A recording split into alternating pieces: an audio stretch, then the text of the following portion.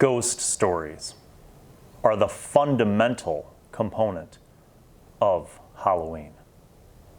Let's explore how you can use ghosts in your next game.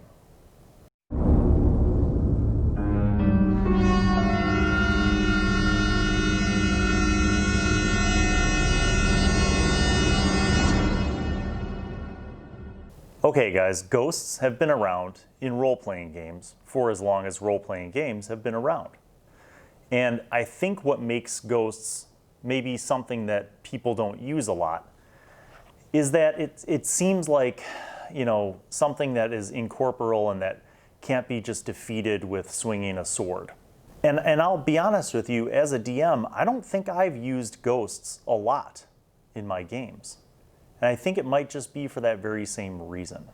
But what I'm intrigued by as I kind of started to develop the plan for this video was how much there is for story opportunity to develop lore in your game and relate it to ghosts. The whole concept of the haunted house as an adventure setting is nothing new, but it's what we can do with it and how we could take it beyond just one location and actually build it into the lore of a campaign that I really have come to find ghosts to be a very interesting prospect. So let's explore how they work in 5e, and then we'll talk about ideas for how you can use them. A ghost is the soul of a once living creature bound to haunt a specific location, creature, or object that held significance to it in its life. A ghost yearns to complete some unresolved task from its life. It might seek to avenge its own death, fulfill an oath, or relay a message to a loved one. A ghost might not realize that it has died and continue the everyday routine of its life. Others are driven by wickedness or spite, as with a ghost that refuses to rest until every member of a certain family or organization is dead. The surest way to rid an area of a ghost is to resolve its unfinished business. A ghost can be destroyed more easily by invoking a weakness tied to its former life. The ghost of a person tortured to death might be killed again by the implements of that torture. The ghost of a gardener might become more vulnerable when exposed to a potent floral fragrance. Sensations of profound sadness, loneliness, and unfulfilled yearning emanate from places where ghostly hauntings occur. Strange sounds or unnatural silences create an unsettling atmosphere. Cold spots settle in rooms that have roaring fires. A choking stench might seep into the area, inanimate objects might move of their own accord, and corpses might rise from the grave. The ghost has no control over these manifestations. They simply occur. In that description, in that flavorful text that they provide, it gives you an opening to start thinking about ghosts as more than just locked into a location.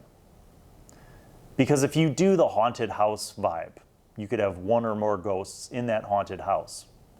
But if your party autonomously decides not to go to the haunted house, then your whole adventure's wrecked. So you have to, as a DM, think about ways to make a ghost more integrated into the storyline or the lore of your world or your setting, or even just one setting, or maybe an object. And as I started to think about these things, I thought, what a beautiful potential here to integrate the ghost into the lore of your characters, right? So let's say you're running a campaign and you know, each player has created a background, has selected a background with, you know, ideals and flaws and all that kind of stuff for their characters. What if you were able to work a ghost into that character's background? What if you were able to come to an agreement, a really cool agreement with a player, confidentially, right? So kind of as a secret between just you and that player, that their character's backstory has this component to it, this supernatural component. Maybe it was one of their family members or like an ancestor, like a great-great-grandmother or grandfather who, you know, died mysteriously. And that ghost is attached to not a place, but a family heirloom. Right? And that family heirloom has not always just manifested like, evil ghost, right? But like weird things have happened around it. So you make it more of a gradual introduction into this supernatural connection. And the rest of the party doesn't know this. And maybe you don't even fill in all of the details with the player with whom you have this agreement.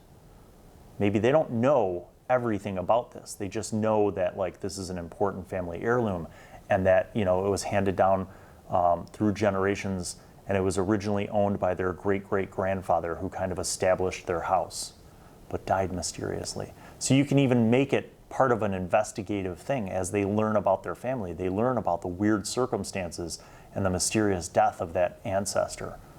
And then that ancestor begins kind of becoming aware of this awareness, and the hauntings begin.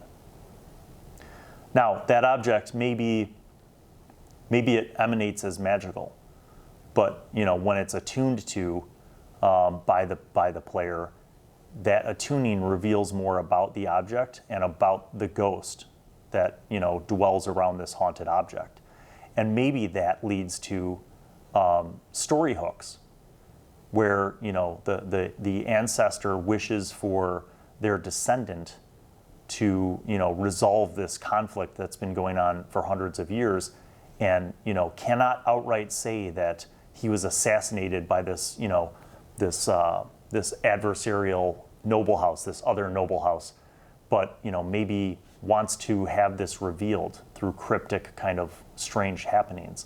And maybe this becomes kind of something that the party gets interested in, and they want to find out more about it. And that leads them on adventures to find out about this other noble house and this history of feuding back and forth.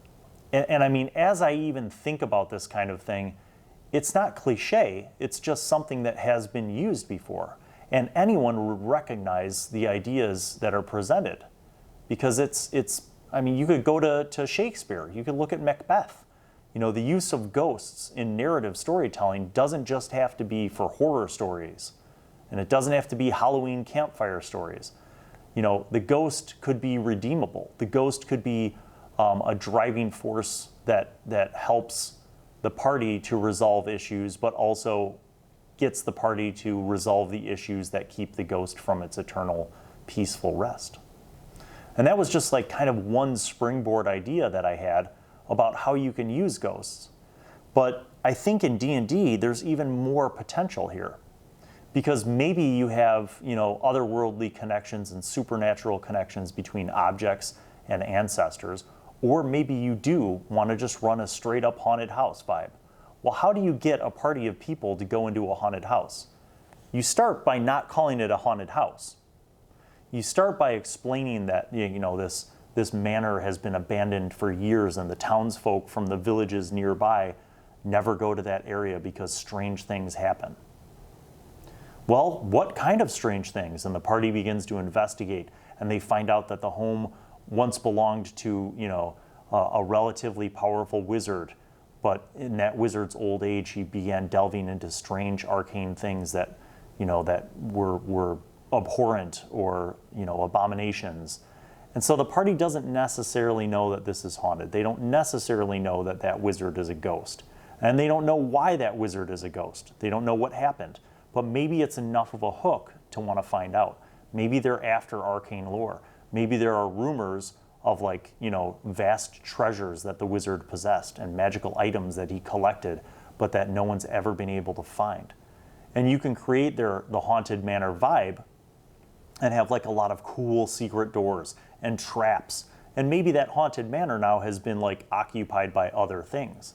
So on the way up to the haunted manor, maybe the party encounters skeletons and zombies, or maybe other undead, maybe a specter, but that could ultimately lead to, them having an interest in this haunted house. But I think the idea is that you can use a location, you can use an object. The last thing is what was mentioned was a creature. So a person could actually be haunted. And maybe that person doesn't manifest as being haunted all the time. Maybe it's an ally that is already part of the party, like an NPC who's a friend of the party. So instead of making that deal with a player about their character's background and making it an object that their character has, it could be an ally of the party, a newly acquainted ally, or a recurring NPC that the party seems to to value and respect, could be plagued by these recent problems, and the party's kind of interested and they want to help their their friend and find out what's going on. And then you kind of go with, maybe a whole Exorcist vibe, where gradually strange things, begin to happen, and then, people start disappearing, or objects start disappearing, or, doors slam shut, shutters close spontaneously, cold spots appear, and you could take ideas from modern things and apply them to D&D. And probably the most comical example for me would be Ghostbusters. And, the idea that a group of people, take the Ghostbusters, right? That could be your group of adventurers. And maybe they don't initially start off as being Ghostbusters, but, you put them in a few situations where they keep running into undead, and specifically incorporeal undead like specters and poltergeists and ghosts. And, they quickly learn that they have an aptitude for, dealing with these kinds of problems. And they develop a reputation in your campaign, and townsfolk begin spreading rumors of this group of people who are known to be able to quell, curses and evil and stuff. And I think this could be especially cool if you have, some divine caster kind of people in your party as well, like clerics or paladins. That could be a really cool feature. Maybe you have a warlock in the party, and maybe you figure out a way to tie these ghosts and supernatural hauntings back to the relationship between your warlock and their patron, if it fits. Don't force it, but always look for organic ways to tie in the party and the locations and the setting, and to kind of build your own lore. That's what's fun. That's what, when you play a D&D campaign, you have memories. You're making memories because you're making stories together. And some of these, ghost situations could be, directly ripped off from scenes from various Ghostbusters things. Maybe there's a haunted painting, like in Ghostbusters 2. Actually, that, would make a great D&D campaign. So, there are a lot of really cool things that you could just even start with and then build up. If your group seems to enjoy these kinds of adventures, run with it. If they like becoming kind of Ghostbusters in the D&D setting, maybe you run with it and you create other scenarios that are haunted. And it could apply to any setting too. You could have the haunted outpost, in the middle of the Arctic mountainous range, or, some, cursed city in the middle of the desert, and it's, a beautiful oasis, but there's no people that live there. Why? Because it was cursed, and it's full of ghosts and specters and, all that kind of fun stuff. All right, let's see what ghosts in D&D 5e can do, because I think that's an important component. So they have an 11 armor class. They have 10d8 hit points. They're considered a challenge rating 4. They have damage resistance to acid, fire, lightning, thunder, bludgeoning, piercing, and slashing from non-magical weapons. They have damage immunity to cold, necrotic, and poison. They have condition immunities to being charmed, exhausted, frightened, grappled, paralyzed, petrified, poisoned, prone, and restrained. So like all of the incorporeal entities, they have, they're hard to hit, basically. You have to have magical weapons or certain kinds of damage attacks that would affect them. They have ethereal sight. The ghost can see 60 feet into the ethereal plane when it's on the material plane, and vice versa. Incorporeal movement. The ghost can move through other creatures and objects as if it were difficult terrain. It takes 1d10 force damage if it ends its turn inside an object. Withering touch. That's their melee attack. It's +5 to hit, reach of 5 feet, and it's 4d6 plus 3 necrotic damage. And then etherealness. The ghost enters the ethereal plane from the material plane, or vice versa. It is visible on the material plane while it's in the border ethereal, and vice versa, yet it can't affect or be affected by anything on the other plane. So ghosts are hard to capture and hurt, because if you're effectively damaging them, they could just flee and run away. Good luck catching them in the ethereal plane. Horrifying visage. Each non-undead creature within 60 feet of the ghost that can see it must succeed on a DC 13 wisdom save or be frightened for 1 minute. If the save fails by 5 or more, the target also ages 1d4 times 10 years. That is so, wow. Challenge rating 4, wow. A frightened target can repeat the saving throw at the end of each of its turns, ending the frightened condition on itself on a success. If If a target's saving throw is successful on the effect, or the effect ends for it, the target is immune to this ghost's horrifying visage for the next 24 hours. The aging effect can be reversed with a greater restoration spell, but only within 24 hours of it occurring. That's a pretty big thing. And I'm going to say this, as I would say with any monster that I've done for Monster Monday, remember my rule that you can scale things.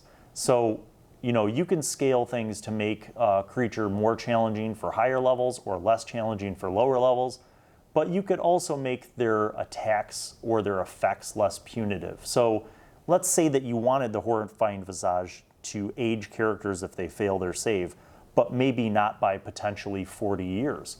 You could do 1d4 times 4 instead of 1d4 times 10. Or you can eliminate the effect at all. I do have to say, though, that I think part of the coolness of using the ghost is something like this, is that, it can have an impact on the players when they encounter this ghost, especially if they're, if they fail their save. And in a lot of ways, we've seen examples of that kind of thing happening in other movies, right? You can think of Raiders of the Lost Ark. You could think of Evil Dead 2. Those are kind of hauntings that happen. So that's another cool thing. So here's the big one, possession.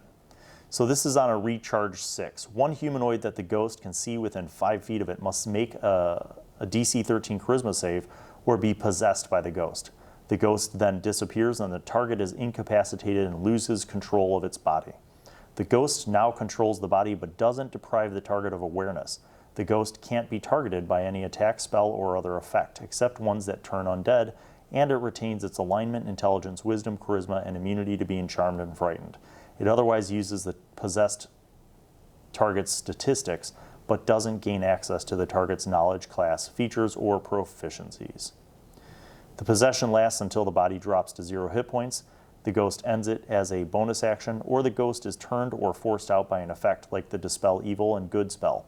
When the possession ends, the ghost reappears in an unoccupied space within 5 feet of the body. The target is immune to this ghost possession for 24 hours after succeeding on the saving throw or after the possession ends. That's pretty crazy and also pretty cool from a narrative perspective.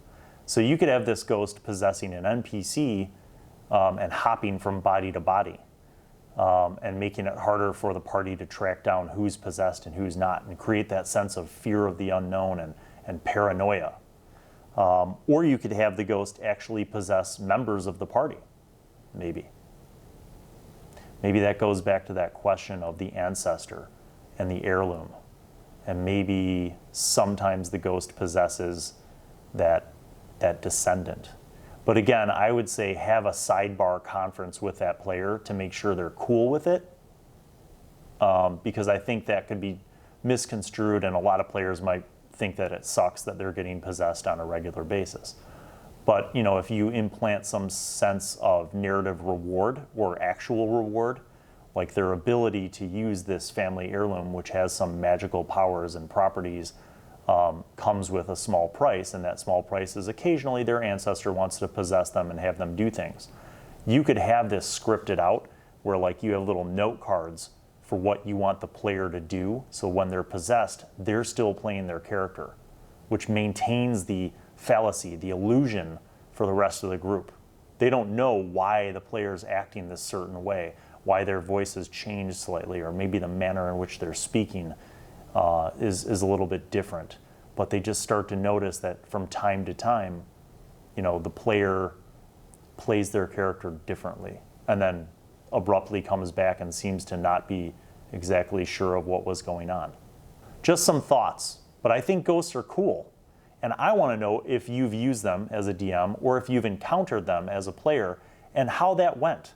So comment below and describe your interactions or uses of ghosts in D&D or in other games. I'm always a believer that some of this stuff could be transferred very easily. And in the case of ghosts, you could apply ghosts to almost any other game system that you were playing. Any genre, fantasy, Call of Cthulhu, Monster of the Week, those are the obvious ones, but you could even have ghosts happening in Shadowrun and Cyberpunk, because why not? So, hope this has been informative and entertaining, and we'll see you for the next Monster Monday.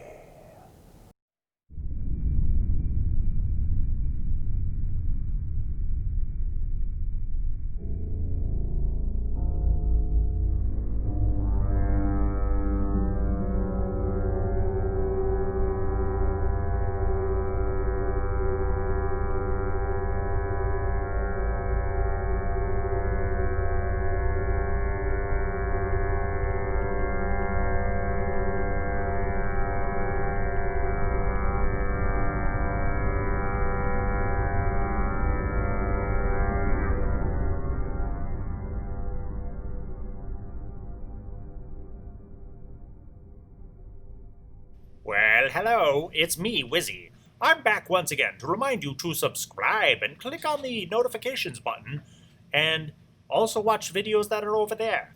And then don't forget to tune in to the next episode of whatever show you are just watching, and crafting videos and DM tips and pro tips for vlogging and all sorts of gaming things.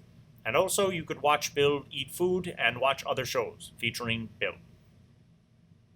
He made me say that because he's a narcissist. Okay, bye.